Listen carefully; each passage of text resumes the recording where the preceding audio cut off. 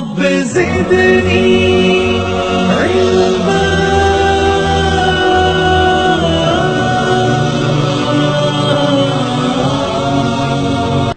ایک بھائی کا سوال آیا ہے، عمران شیخ لکھتے ہیں، السلام علیکم مفتی صاحب، ایک مسئلہ یہ تھا کہ ہمارے کچھ بھائی جو اپنی ماں بہنوں کو عید کی نماز کے لیے بھیجتے ہیں مسجدوں میں، اور ہم لوگ نہیں بھیجتے، تو اس کا کچھ وضاحت کرو. بھیجنا تو نہیں چاہیے. جو بھیجتے ہیں وہ بیچارے یا تو ضد میں بھیج رہے ہیں یا پھر غلط فہمی میں بھیج رہے ہیں.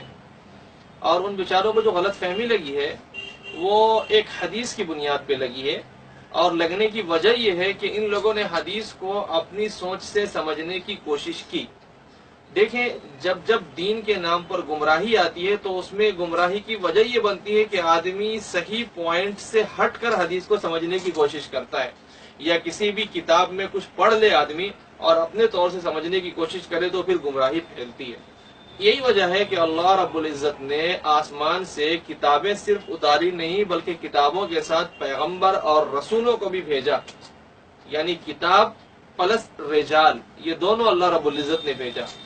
کیونکہ کتاب پڑھنے کے بعد آدمی کچھ بھی سمجھ سکتا ہے، اس کے چانسز ہے، لیکن کتاب کو پڑھ کر بتانے والا کوئی ہو تو پھر آدمی وہی سمجھے گا جو بتایا جا رہا ہے. ٹھیک ہے، تو حدیث میں ہے اللہ کے نبی صلی اللہ علیہ وسلم نے ایک مرتبہ عورتوں کو باضابطہ لوگوں سے یہ کہا کہ ساری عورتوں کو عیدگاہ لے کر کے چلو، حتیٰ کہ حیض والی عورت جو ہے اس کو بھی گھر میں نہیں رکھنا ہے، اس کو بھی عیدگاہ پہنچانا ہے. یہ ہے حدیث صحیح بخاری میں. اب اس کا ایک مطلب لوگوں نے یہ سمجھا ہے کہ عیدگاہ جانا چاہیے ثواب کے لیے اور عبادت کے لیے.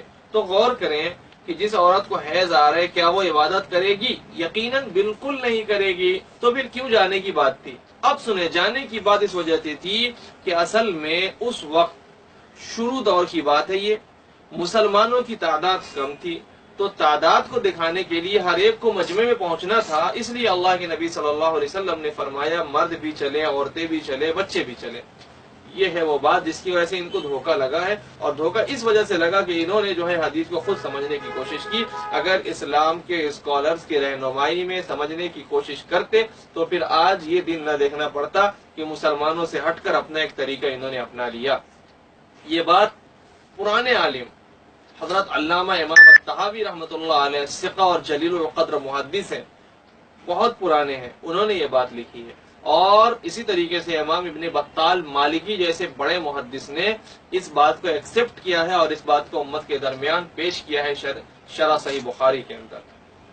تو امید ہے اس مسئلے پر آپ کے سوال کا جواب آ گیا ہوگا.